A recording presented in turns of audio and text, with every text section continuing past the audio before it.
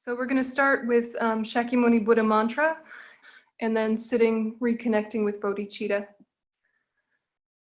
Jaya Jaya Om Mune Mune Maha Munaye Soha Jaya Jaya Om Mune Mune Maha Munaye Soha Jaya Jaya Om Mune Mune Maha Munaye Soha.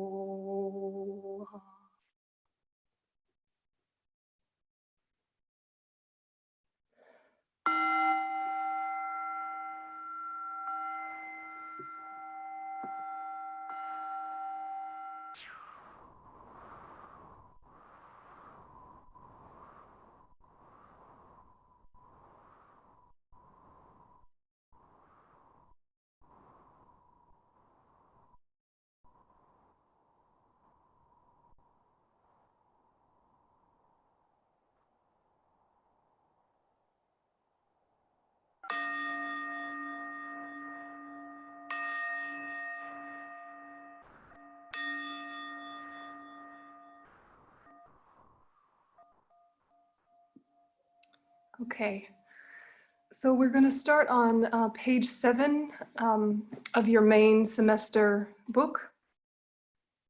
So if everybody turns to page 7.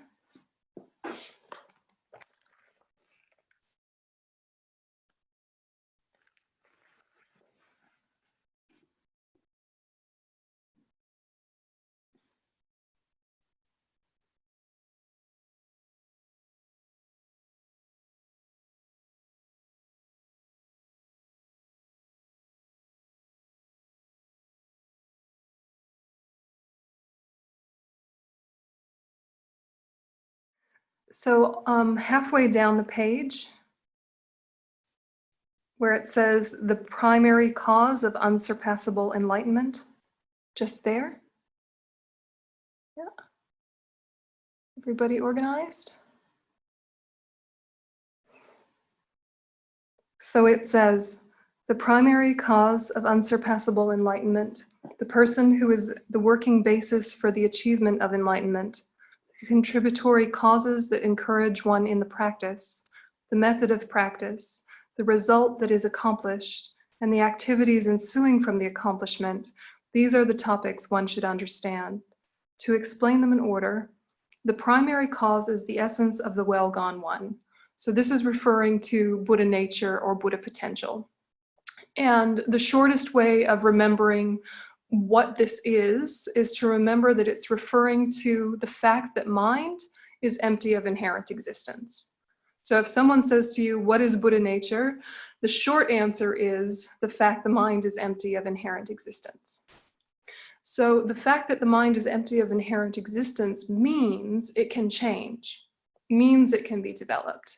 If it was independent, if it was one thing, if it was permanent, then it would sort of be like you were gathering things to a core or discarding things from a core, but there was some sort of central hub, like the center of a wheel, that was always the same and couldn't be completely developed. There would be some stopping point.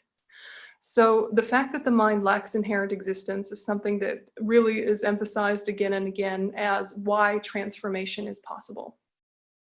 And so one of our access points into that is talking about impermanence. So it's very easy for us to see how the mind is impermanent.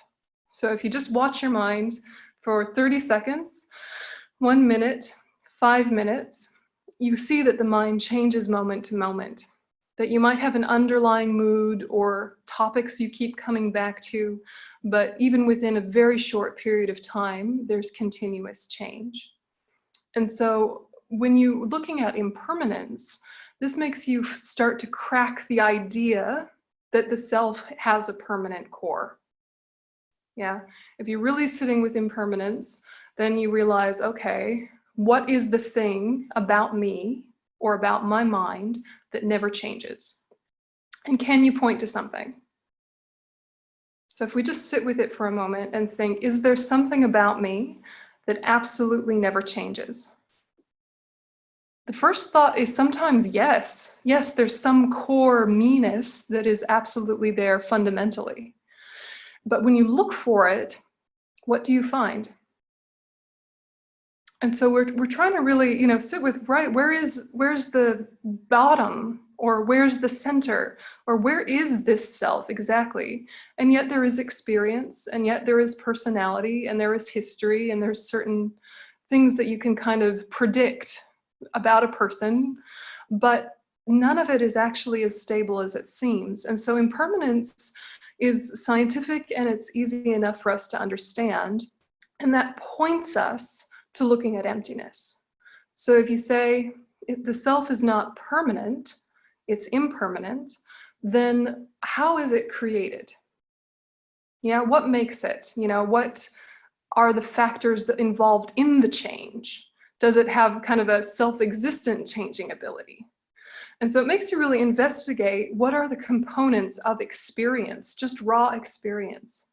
And so you pull out, okay, there's feeling, and there's labeling, and there's decisions, and these kind of words that we use colloquially, which when you studied minds and mental factors, you realize there's all sorts of technical terms to describe what you already understand a little bit about yourself, that there's multiple functions operating simultaneously, and they have an influence on one another, and the outside world has an influence on you, but only the degree to which you've labeled it and become habituated with it. So this starts to really break open the whole concept of who are you? And then you kind of, you sort of like you're bringing back piles of leaves looking for the center, and there is no center in the pile of leaves. But before you started digging, you could still kind of point and say, here's a big pile, and it has a shape, and it has a color. But as soon as you start pulling it about, it doesn't work. Did you want to ask or add anything before we continue? No, you're just looking, okay, no worries. So we'll keep going.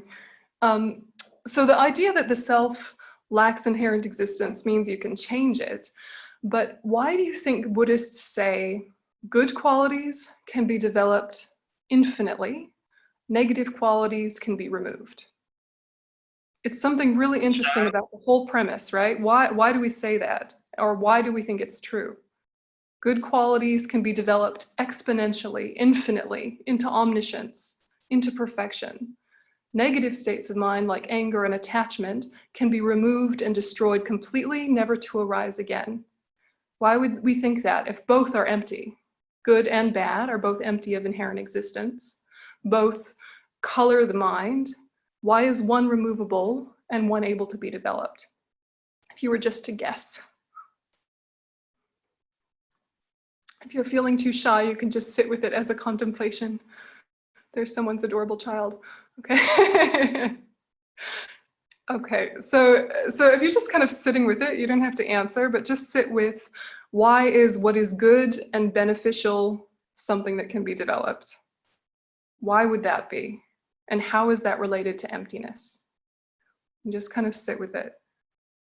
And then you shift to thinking, all right, well, the way I understand emptiness is through exploring dependent arising, exploring causes and conditions, parts, mind's imputation.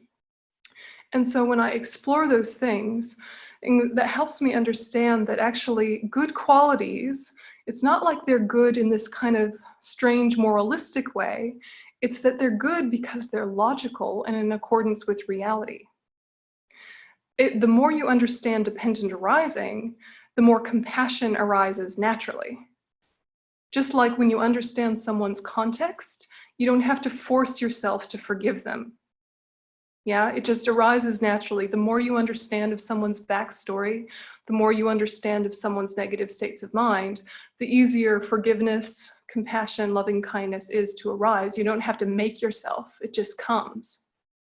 And when the opposite is true, when we're upset with someone, when we're holding a grudge, it's usually the words in our head are, I just don't understand why they do that. How could they do that? But of course, if we understood why they did that and how they did that, we would forgive them most of the time. So looking at dependent arising is really looking at context in the most superficial sense, right? And then you go deeper and deeper into layers of dependent arising. But we already do this in our daily life and with your patients, I'm sure, of looking at context constantly. And the more context you have, the more the natural response is kindness. Do you generally agree with that? It's not like you have to decide to be kind. It just flows more and more naturally the more you understand someone. So this is showing that positive states of mind are reasonable, right? They're not like just good, things that good people do. They're also fundamentally reasonable and in alignment with reality. It's very much like how Shantideva describes in Guide to a Bodhisattva's Way of Life, that if you hurt your toe, your hand comforts your toe without expecting anything in return. And it doesn't have to stop and think, I shall comfort my toe now that it's hurt. There's an understanding that this is a connected system. Even though those two parts aren't having an identical experience, there's a relation, right? And so similarly, as you understand dependent arising leading to emptiness, the interconnection of everything becomes more and more apparent, and then the flow of compassion happens more and more organically. So this is something to just kind of sit with, because the opposite is true. Anger, the wish to harm, or attachment, the sort of exaggeration of good qualities and wish to hold and acquire, those are not in alignment with reality. They actually don't function, they dysfunction. They're dysfunctional states of mind, meaning that they have a discordant component towards reality, right? So it was similarly, if you hurt your toe and your hand then was upset with the toe for being so clumsy, and you punched your own foot, it would be ridiculous, right? Now your whole system has more hurt than it did before. It's absurd. And yet, when someone else is suffering and we're generating anger in response to that because we don't like what their suffering is making them do, we react with this wish to harm as if it's going to somehow solve it. It's completely irrational, but it's also not in alignment with reality. So it's just something very interesting to sit with, that negative states of mind are removable. Positive states of mind can infinitely be developed and become so stable that they never leave. So there's just something to kind of like sit with. You don't have to agree or disagree right away, but just keep asking, why is that so? Is that so? What does that mean? And just be with that a little bit. And then you start to investigate the methods for bringing out the best and overcoming the negative, but it's with a little bit more hope than before, right? A little bit more conviction that the mind is trainable. Yeah. So if we look at this section once again in our text, it's basically talking about the primary cause is the essence of the well-gone one, meaning the Buddha, meaning the potential. That primary cause is the emptiness of the mind. Okay, so that's the first one. The second one, as a working basis, a precious human life is excellent, right? So the working basis for developing that potentiality is a human life. And the reason it's a human life is that there is enough conditions to support development, right? There's enough conditions to support development.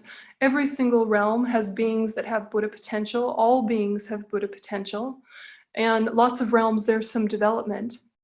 But in the human realm, it's the ideal, right? It's the absolute ideal, because there is suffering and there is negative states of mind that make us curious and wake up and want to end it and solve it. And there's also happiness and comfort and support, and which makes us able to pursue the spiritual path. So we have human intelligence, and that's essential for memory and development. If we spent a whole lifetime as a dog, we would forget so much. So when you're looking at this working basis, the precious human life is excellent. This is also to encourage you to make life meaningful. Then the contributory cause is the spiritual master. And the spiritual master, or the guru, the lama, the capital T teacher, this is a really important topic in Buddhism, and it's the first topic for people who are already Buddhist when they're working on the path to enlightenment. For people that are not already Buddhist, it should come way down the track, because picking the wrong teacher is really, really dangerous. Because basically whoever you pick as a teacher, that's who you become like. Right? You're picking a role model, basically. You're picking a mentor. So if you pick someone that is actually not embodying the qualities that you want to develop, it can become really disruptive for your path. So before you find a spiritual teacher, you can have Dharma teachers. You can have tons of Dharma teachers. That's not the same thing as them being your guru. So you can shop around and you can check out different ones. You can go to classes with people you don't even particularly like, but they have good information. And so you're there for their information. Or you might go to a class with someone who you find really entertaining and really funny and really inspiring, but you have no idea what they said at the end of the class. You just have an experience of being uplifted, right? So there's teachers like that. So the shopping around process, it's basically like, for lack of a better example, if you're deciding whether or not to get married, right? If you're deciding whether or not to get married to someone, you have an idea who this person is, but you also don't have an idea who this person will be in the future, right? You can sort of like take a few of their traits and say, yeah, I like those traits, I want them in my life, but you can't really know who someone's going to be in 10 years, you can only guess. And there's a certain amount of knowing someone that comes over time, but there's a different way of knowing someone when you make a commitment to them. I don't know if you agree or not, I've never been married, I don't know. But there's something different that happens when there's commitment. There's power in promises. So if you haven't promised or committed to a teacher, there's a lot more room to say, this I like, this I don't like, take and leave, various things, which creates a nice flexibility. It gives you a lot of, self-responsibility, emotional independence. So there's a lot of benefits in not having a teacher, actually. Having lots of teachers that you go to, but you haven't actually made a commitment to. There's actually quite a nice stage in the spiritual path. But if you stay there forever, then your practice can only be what your ego allows. Yeah, because there's nothing to force you to hold to ideas that aren't comfortable yet. Yeah, as soon as something's uncomfortable, you just say, never mind, too hard. Next teacher, someone more entertaining next time. So until there's a promise, your practice is built mostly on knowledge and then riding the wave of imprints from previous lives. Or you could say habits and learning that you've already developed from this life. Once you make a promise to the guru, this is, you are my teacher, I am your student, and it's been a conversation that you've had, and it's been an agreement that you've made, then something different happens in the relationship. And that's what kind of moves forward this development. So it's the most powerful condition in the spiritual path for a Buddhist, but it's not necessarily the only one. So it says a contributory cause. The main cause is still the own emptiness of your own mind. That is the substantial cause for Buddhahood. But one of the biggest conditions is a teacher. Questions about that or comments about that?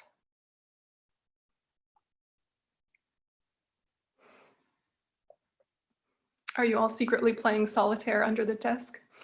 No. Just joking.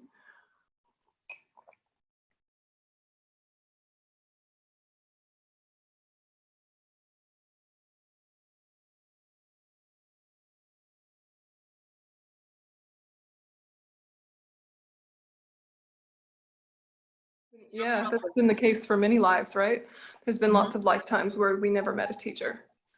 Or we met one, but we were too scared to commit, right? We were too scared to commit, or we met them and they, died.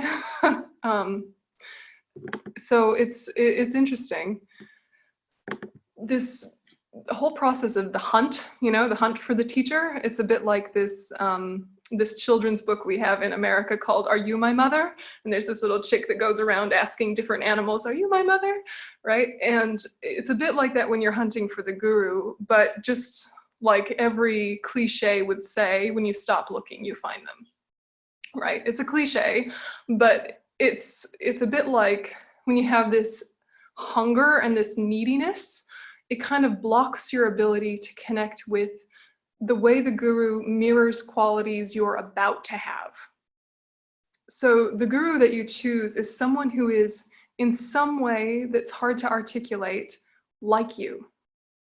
Right? There's something similar about you and the guru, similar in learning style or processing information or sense of humor or whatever, but it's actually something deeper than that. And when you meet them, it's like a deep familiarity, because it's almost like you're talking to yourself if yourself was not so distracted and crazy. Right? That's what kind of like the essence of a guru-disciple relationship is when you're having like a face-to-face conversation. It's like you're talking to yourself as if you were no longer distracted or crazy. Yeah, but it's like you that you're talking to. And when you're listening in a class, like a big assembly, and there's thousands of people there, you can actually have the same experience. And this is the training that we try to do, is lots of people's guru is His Holiness the Dalai Lama, who they might not have ever met, right? And they made that arrangement, that guru-disciple arrangement, through taking a tantric empowerment, through taking bodhisattva vows, through taking refuge, and that has made that commitment. And then after that, they still might not ever meet him. So how do they have this relationship? But what you do is you train in hearing general teachings as personal advice. So it's a really different way of listening. Because normally when we're listening to Dharma teachings, we're listening for the bits that we find intriguing, the bits we find interesting or provocative, what we find useful, and then we're kind of drifting in and out when there are things that aren't as interesting. Now, if you've decided that what this person is saying is personal advice specifically for you, you hear the content in a completely different way. And that's why we can go to classes that we've been to hundreds of times. You know, how many times have I had a teaching on the 6 perfections, or how many times have I had a teaching on Buddha potential? I couldn't even tell you. You know, in the last 20 years, it's like countless. And I can go to the same exact content I've heard many, many times, and it has a freshness and a life to it because I'm trying to hear it as personal advice for me today in this moment with what my mind is doing in this moment. So it makes a really interesting experience. Now, it's said that if you hold this view that the Buddha is teaching directly to you via the conduit of this person, then you get the blessings of the Buddha, whether the person teaching you is a Buddha or not. Doesn't even matter who they actually are.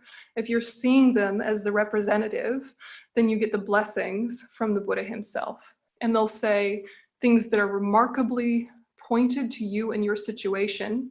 And you have no idea why they knew to say that to, you know, it's a big assembly, thousands of people. Why did they say that thing that's so specific to you? And they might not even know, but the Buddha was working through them. So this is an interesting concept. And that's, you know, it's another one of, you have to kind of trial and error and see how you feel about it in real time, experiment, see if it works. What do you think about this? Do you need the commitment to be mutual from the guru back to you? Yeah, you do need it to be a mutual commitment. But a lot of the big lamas are kind of like sending out invitations, basically, and you can decide to pick the invitation and say, yes, I will take you up on your invitation.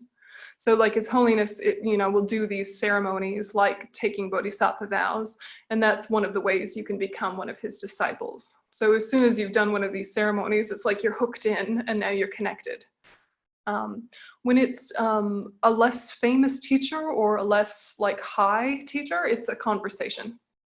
And it's said that you can ask up to 3 times. And if they say no 3 times, you need to let it go. Because they either think that the karmic connection isn't there or that they don't feel qualified to take students. or you, right? But it is something that, yeah, it's a conversation. Sometimes people have the conversation with a Lama before a big ceremony, like a Bodhisattva vow ceremony. Lama Zopa Rinpoche usually gets lots of letters right before he's going to give one of these ceremonies, saying, you know, is now the time? Is the connection right? Is there anything I should do to kind of clear up the karma between us before I take on this commitment? And he'll send back advice. And sometimes he'll say, yes, but wait, or yes, today, but first do this. So it varies a lot. Yeah, it varies a lot. So I'm curious, how does it start in analysis? If someone comes to you and says, I want analysis, do you just take everyone, or you have to do some sort of like checking, right? What is it exactly that you're checking for? You know, is it a connection between you? Is it a specific quality in them? I'm curious what makes you say, yeah, sure, lay on the couch, as opposed to some other form of therapy, or no, not at all. It's not a simple question. I think everybody looks on something different, but there is things like more formal, like more conscious that you are checking, like mental strength, whatever it means, interpretation. If you're trying to give an interpretation, you see what person is doing with the interpretation. You are inquiring some events in the past, for example, in human spirit or our method, you will check if a person has this sense or tendency to transform. You check resonance. And it's, you're looking for some psychologically mindedness. If a person can profit from this kind of inquiry and how he's making contact. And I think it's something with experience that it's quite intuitive, but then if you have to, for example, for human spirit, you're checking the people, so you have to express why you think that somebody is fit for analysis, or to whom, for example, if you're imagining to whom you will send him, so you do check something that is more or less intuitive, you know. But it's a skillful intuitive. It's something that lean on experience. Is it common for you to fire a client, to say analysis isn't working, let's shift to more traditional psychotherapy, or this connection isn't working, may I recommend one of my colleagues? Is that something that happens very often, or is the checking process pretty effective? We're not doing it. I think well, you have this ethics, if somebody come for therapy or psychoanalysis, you are not fire nobody, because it's all depend on context. So you try to improve yourself to meet the person empathically in a deeper way, so he is able to profit from the contact. If you are even more honest, it might be that you think that somebody needs help that you cannot give him for a million reasons, like countertransference or something like this. But this is very rare. It's no different between psychotherapy and psychoanalysis. Usually you are being fired. You are not firing anybody. It's interesting. Somebody asked in the messenger how I knew when I found my teacher. In hindsight, and it's been so many years, I don't know if this is the story I tell myself or this is what really happened, but my memory is that he was teaching a weekend course on the 12 links of dependent arising. And that was a teaching I'd only ever read about. I hadn't ever heard live teachings on. And I'd never been to a class with a translator and a traditional Tibetan Lama live. I'd only heard stuff of His Holiness with his translator. I had VHS cassettes, that I used to listen to of the Four Noble Truths with his translator, Thupten Jinpa, but I'd never been in a live class like this. So I was excited, and I think I was ready to be wowed. I was in a receptive headspace. But I also was feeling a little, cynical and let's see, and, prove it, and, impress me, And, I was 19 or something. So I was ready to listen, but I also had some skepticism. So he came in, and, you know, he was a cute old man then. He's a cute old man now. He was just a slightly less old man. And he came in and he went up the stairs to his throne and he sat down. And normally I would have thought, who does this guy think he is, sitting on a big throne? You know, is he like the king? What is this craziness? And as soon as he sat on the throne, my immediate sense was, this is a humble man, which is sort of like counterintuitive, right? He climbed up the stairs to this big, high, fancy throne that had all these brocades on it. And I immediately thought, what a humble man. Because something about his aspect was almost like apologetic for being up there. Like, look, I have to sit up here so you can see me. Look, I have to sit up here because, you know, because he's, how to say, you know, he's the one teaching the Dharma. I'm distracted by this comment. And yes, he's really cute, but that was not the draw.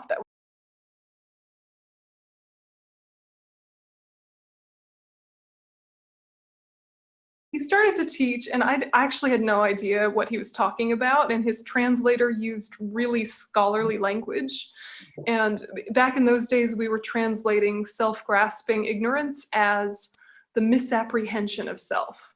So that's the word I kept hearing, was the misapprehension of self. And I was like, the hell are they talking about? Don't even know. But the way he was, my thoughts first were, okay, when I get back home to America, I need to change my life. And then a few minutes more went by, and I thought, when I get back home, I think I should live in a communal setting with other people who practice the spiritual path. I don't think I should live one-on-one or by myself anymore. I think I should live in community. And then a few more minutes went by, and I thought, actually, this community is quite nice that I'm in right now. That's quite nice. Maybe I should move to Australia. And then a few more minutes went by, and I thought, actually, if I'm serious about this, I should be a nun right now rather than wait till I'm retired, like what my plan was. You know, my plan was to live my life and have my family and have my career and do all the things. And then when I was, 70, I would retire and become a nun, which is actually relatively common for Western women who are Buddhists. It's a thing that happens. But in listening to this teacher, it's like everything that I actually thought became clearer. They weren't new thoughts. It was like he was dusting off the thoughts that had always been there. And by the end of the class, I had a few ideas about the 12 links, but really what I had was a deeper conviction that I have to pursue the spiritual path as my main interest. And that was just the first class with him. There was a whole weekend, right? And then, eventually I met him and eventually took empowerment with him and, stayed at Chenrezig for many years and stayed basically until he left for India. But that's kind of what it was. It was like he was bringing out the best in me, or dusting off what covered the best in me, just by how he was. Yeah. Not everyone has this experience when they're with him. Part of it is a karmic connection. So what his qualities are or aren't, is another conversation. He's well educated. That's what we know. Right? So yeah, exactly, a self-object, right? So is he an idealized self-object, or is he a mirroring self-object? Or both? Tell me. Both. Someone says. Does everyone agree? Both? Depends on the day.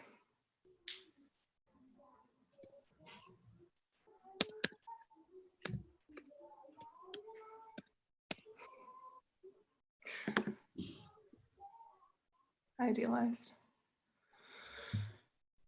Yeah, it's an interesting idea because, it's said that you actually shouldn't be too close to your teacher, that there should be a little bit of like mystique or a little bit of distance, because the more of the ordinary things you see in them, the more it kind of like breaks the spell. But if you are becoming a more advanced practitioner, then those very ordinary things actually become even more fuel for your practice. And you start to see all the ordinary behaviors as being somehow also a teaching for you. So you might think, oh, he's going to the beach? How indulgent. But then if you're feeling very close to him and working on the spiritual path, you think he's going to the beach, he's modeling the power of relinquishment and that I need to rest in order to continue the spiritual path. How kind he is to go to the beach to show me this lesson. Even if his reasons were just like, he's bored, you know? So like what his actual motivation is becomes completely secondary. It's very much about your own relationship with who you see him as in your mind.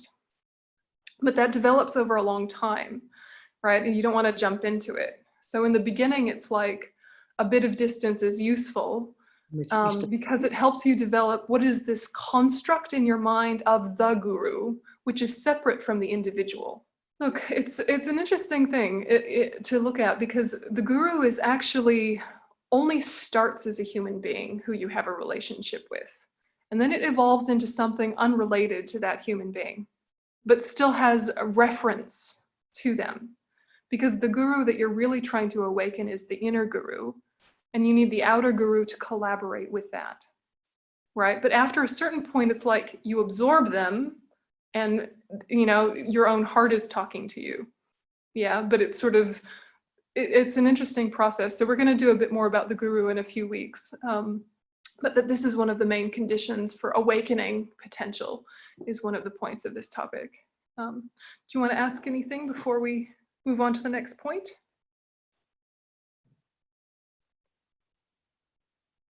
Good.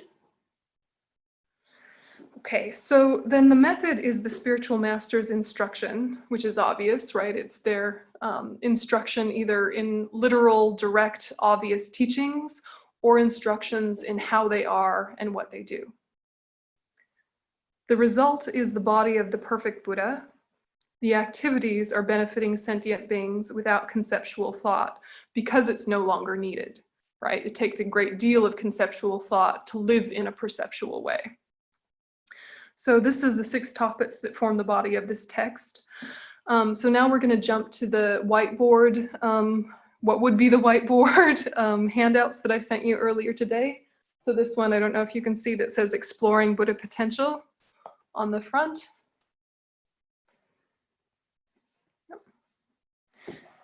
Okay, so when we're categorizing topics, what we're first looking at is the basis, which is Buddhist science. So things to do with the basis are basically relative truth and ultimate truth, okay? And this has nothing to do with what you do with this information. Okay, so the 2 truths, relative truth and ultimate truth, the definition says the 2 ways of relating to phenomena as conventional or all-obscuring truth, the truth to a worldly mind, and ultimate truth, the truth to a mind engaged in ultimate analysis. So right away, we understand from this that all relative truths are deceptive, right? Every convention is deceptive. What is the deception? It appears truly existent when the opposite is the case, right? And so this is just information, right? And lots of people just focus on the basis. This is where a lot of the conversations with mind and life, with quantum physicists and neuroscientists live, is in the aspect of the basis, where you're looking at interdependence and you're looking at relative strategies for well-being, but you're not necessarily doing anything with this information. It's all just kind of theory and interesting. So it would be okay to live your whole life there, but you wouldn't necessarily go through any fundamental change. So the idea is that once you understand the 2 truths and how they function, that then you want to do something with that. And that brings you to the path, right? And so the 2 wings, method and wisdom. And they're also called the 2 collections or the 2 accumulations, or the 2 types of merit. So there's the merit of virtue, which develops the method side of the path by practicing generosity, compassion, loving kindness, all the kind of friendly, non-harmfulness, beneficial stuff. And then the merit of transcendental wisdom, which develops the wisdom side of the path by meditation on emptiness and so forth. So what this path does is, in the immediate, the method work prevents negative states of mind from arising, right? Or antidotes them. And just working on the method side means that you develop into a very kind, compassionate person, but you don't necessarily uproot the fundamental causes for suffering or the fundamental causes for negative states of mind. You're basically developing really impressive skills for navigating around suffering and navigating around negative states of mind, right? Or navigating through them. So this is what we would say most secular work is doing, is helping us deal with life, right? It's not actually fixing life, it's just, what you're really saying is everything here is something that I can make a little less hard by developing techniques.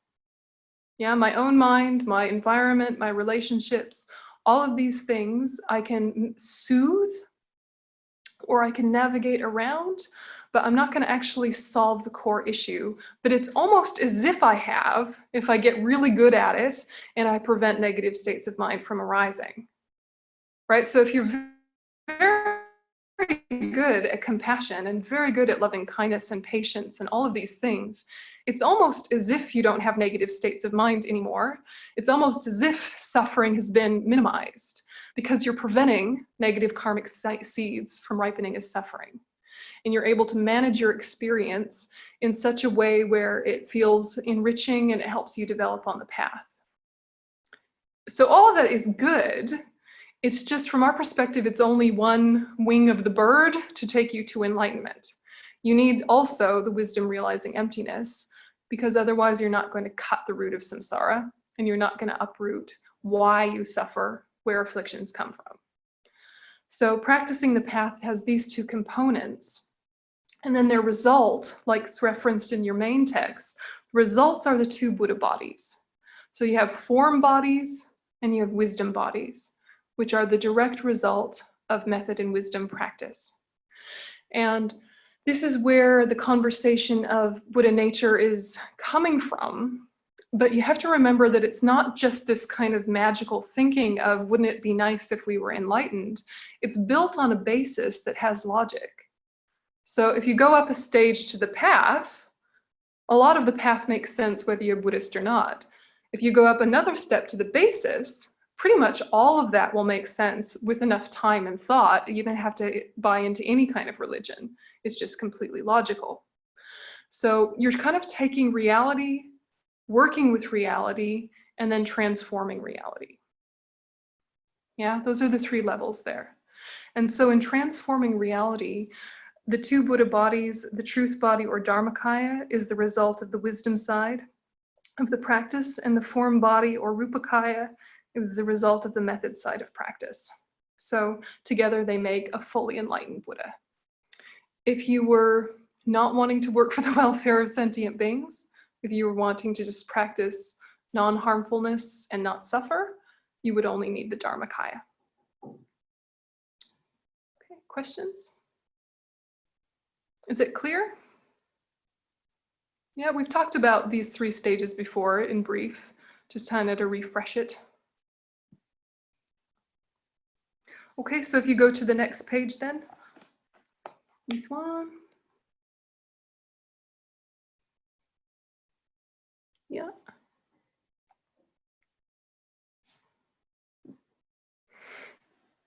Okay, do you see that chart? The gray sections say impermanent and permanent.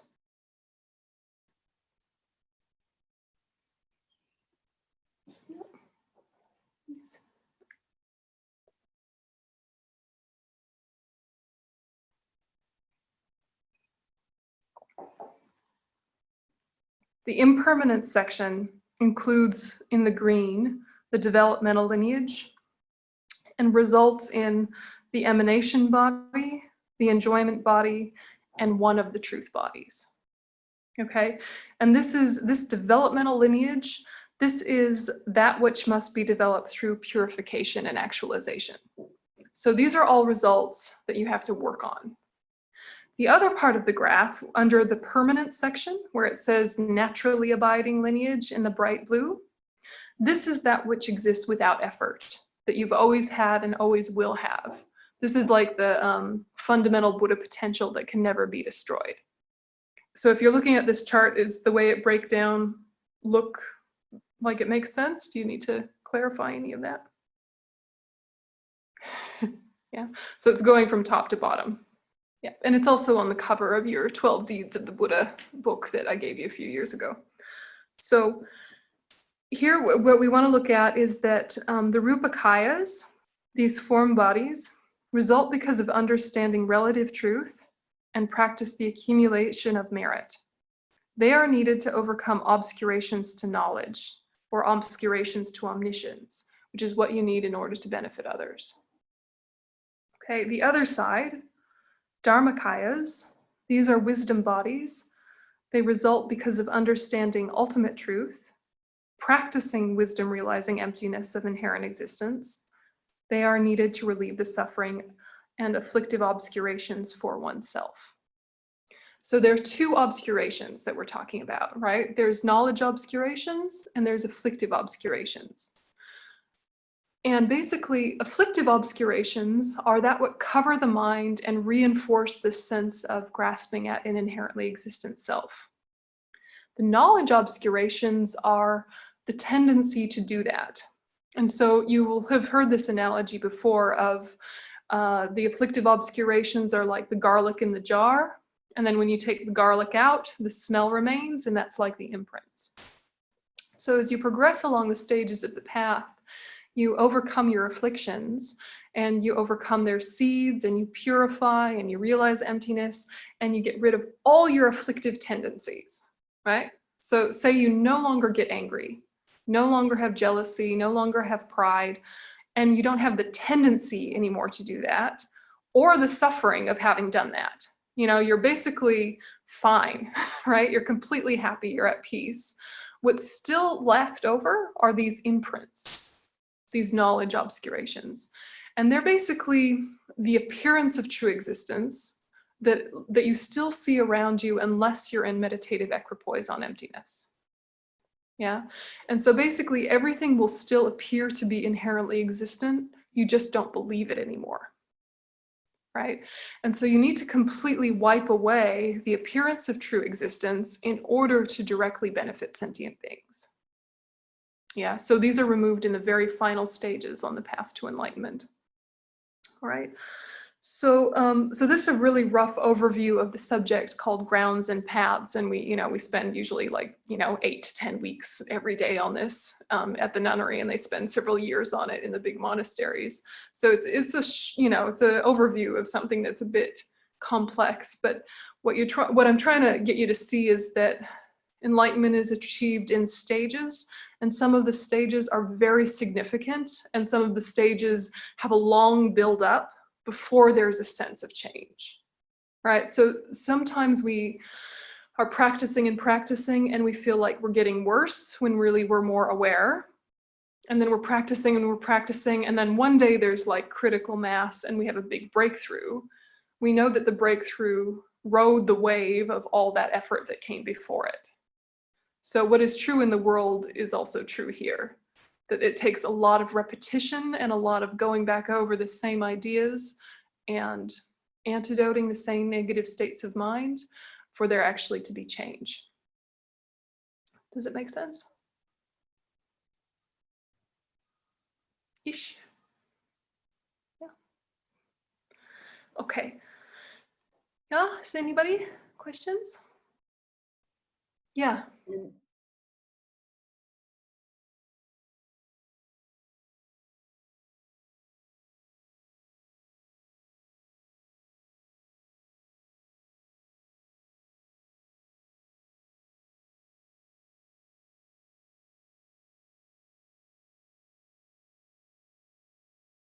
It's helpful to know where you are.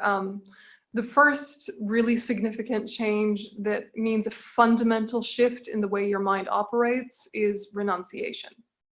And best if that renunciation is conjoined with bodhicitta. But basically, if you have renunciation, you're no longer interested in the sort of small details and petty dramas of a normal life in the same way that other people are. They genuinely don't bother you. It's not that you try not to let them bother you or that you work through them skillfully. It's that they genuinely don't bother you. Something like the coronavirus, you'd be like, it's samsara, what do you expect? When they fix it, something else will happen. What are you gonna do? But not like in a flippant way, hey, just in a sort of conscious, the nature of this existence is suffering, and I need to get out of it, and I can get out of it. You have this determination to be free based on a very strong self-confidence that the mind is transformable. So that's the first one. And if you have that with bodhicitta, even better, but you can bring in bodhicitta later. It can happen down the track. But each of these big developmental stages, they have kind of like symptoms or criteria or ways that you kind of figure out for yourself if you've achieved that or not. But if you're not sure, you usually just ask your teacher. So if you've had a really interesting, profound meditation, then you think, did I realize emptiness for a moment? Was that the way to do it? Is that the one I should repeat again and again to overcome all these negativities? It's good to double check, because it could be that you just had an interesting experience with the energy channels within your system and an intellectual knowledge, and you combine them together and sort of thought something happened that didn't. Or in fact, you might be good. Yeah, and it might be working. So yeah, teacher is good.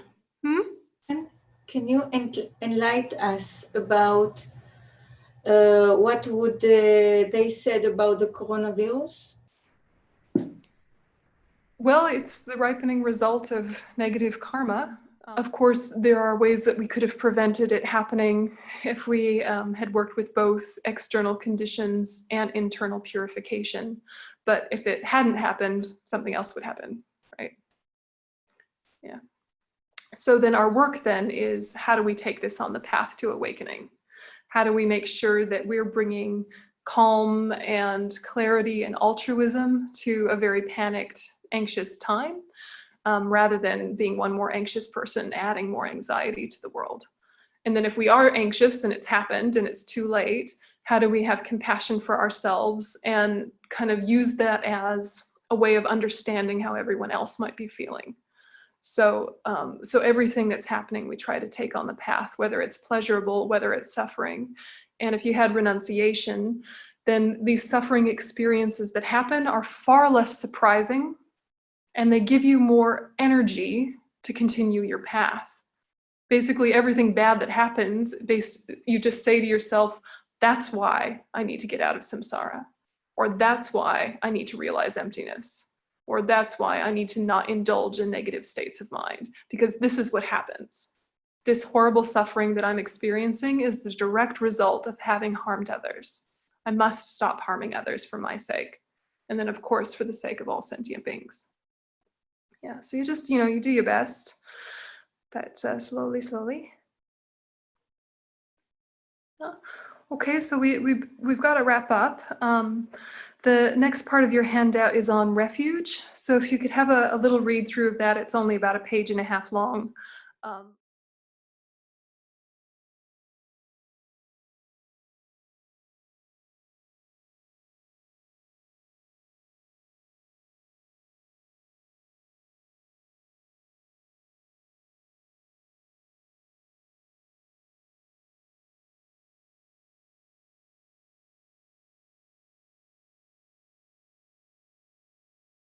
We're just going to do an introduction to refuge on Wednesday, and then we're going to continue on with the main text. Okay. All right, so we'll just take a minute and let the information settle and integrate as best as it can. Shift your focus back to the breath.